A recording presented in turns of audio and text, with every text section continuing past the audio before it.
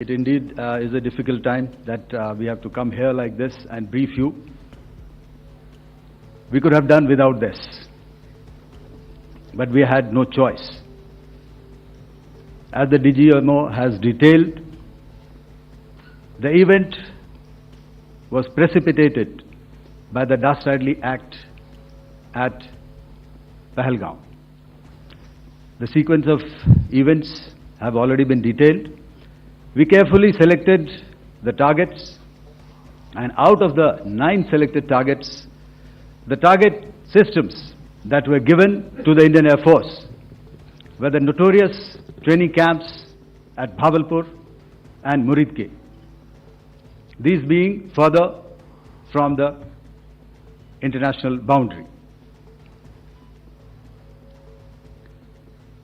Through critical target system analysis, we analyzed what was to be done to annihilate these targets and plan to engage these targets with precision air-to-surface guided munitions so as to avoid collateral damage. The modalities of planning process I will not go through at this instant. However, what I would like to show you is the results that we achieved through our targeted air strikes. Could I have the second slide, please?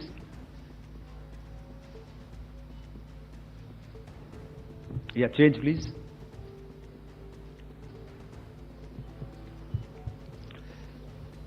Okay.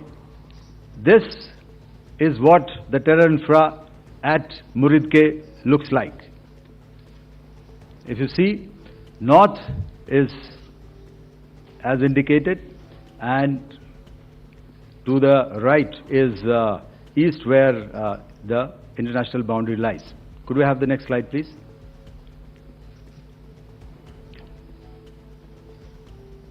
Orientating. Just go back to one slide. Okay.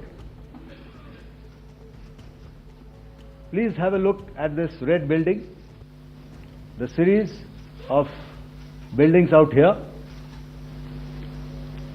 and this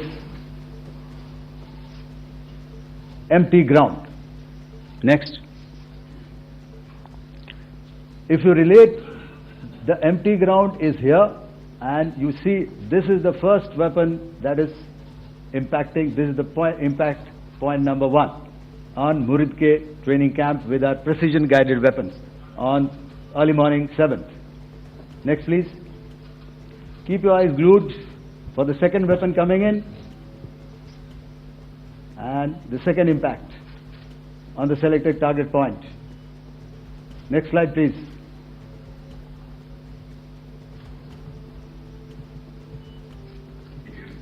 Third weapon, third impact. Continue. And fourth weapon, fourth impact. So through these targeted and precision targeting, we addressed the target at Muridke, which was the terrain infrastructure. Can you hear me? All right. Okay, I'll come closer to the mic. Now we go to the next target, which is the Bhavalpur training camp. Next slide, please. Okay, just wait. So the effect, if you see, the impact point, if I can point out, this is the impact point. The ammunition has gone through the roof and it has created a blast inside, the photographs of which you would have, all of you would have seen. And the red building, after that there was this double-story building. It has been completely decimated by our precision targeting. Next, please. The target system, which was in the north, a series of buildings. I will show you how it looked. Next. Completely destroyed by our precision targeting. Next. Now coming to Bhavalpur, this is the target complex that we are dealing with, a fairly large target complex. So we had to carefully choose the points that we needed to address, which were high value and which would meet our stated objectives of eliminating the terrorists. I would like to draw your attention to this red canopy, and in relation to that, I would cover the targets. One target system is a series of buildings here, other one here, and other one out here. Next slide, please. This is how it looked before, and this is how the building looked after the impact of the weapon, and orientation in relation to this red canopy you can see here. Next, please. Before, next, and after. The roofs have completely collapsed. Next. This is the target system. Next. Precision targeting, and we have achieved our objectives here. Next. All right. So that was what we did on the 7th. Our objective was to address these two terrorist camps, and that we did with precision. And thereafter, we maintained a robust air defense posture, because remember, our objective was to target the terrorists and terrorist infrastructure, not any other infrastructure, not the Pakistani military, not the Pakistani any other infrastructure. So that is what we have maintained on the 7th of May.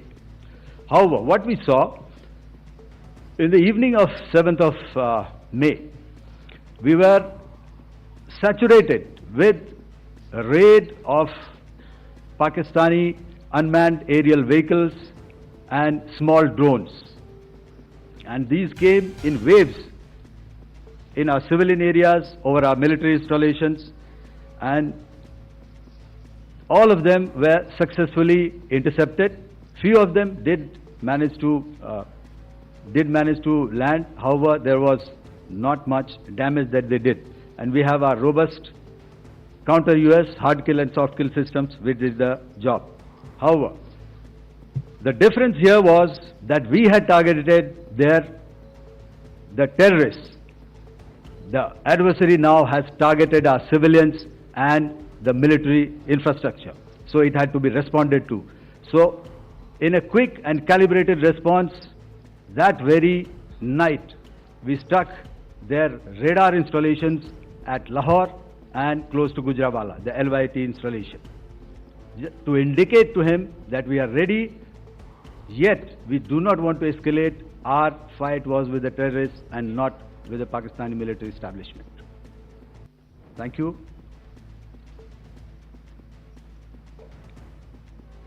Thank you, Air Marshal Bharti.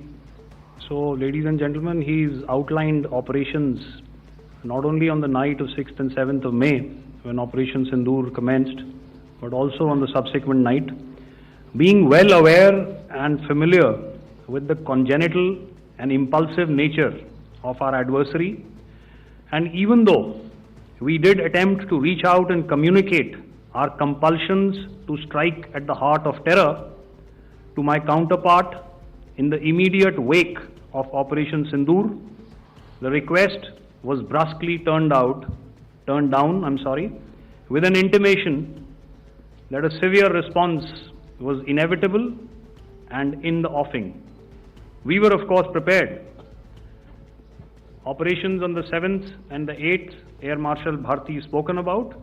On the night of 8th and 9th of May, they flew drones and aircrafts into our airspace all across the borders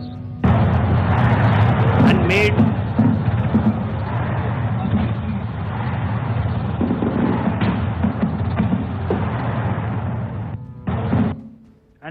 largely unsuccessful attempts to target numerous military infrastructure.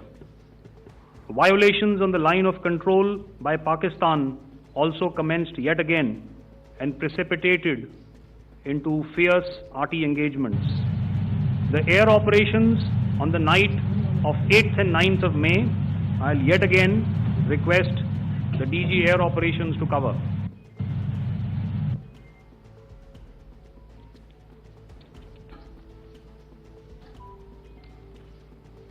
So I just covered what happened on the night of 7th and 8th. What we found that on the night of 8th and 9th, starting as early as 22:30 hours, our cities had a mass raid of drones, unmanned aerial vehicles, UCAVs, starting right from Srinagar, going down right up to Nalia. It was a mass raid in waves, and it was relentless. However, we were prepared, and our air defense preparedness ensured that there is no damage on ground or to any of the intended targets that the enemy might have planned for. The difference between 7th night and 8th night was that on 7th night, he sent in his Jihad class of UAVs. However, these UAVs can go some distance, they are armed.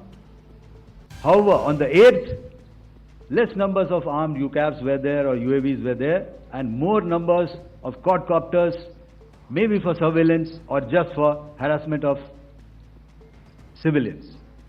This continued till midnight. Our air defense preparedness ensured that there was no damage on the ground, either to the military installations or to the civilians.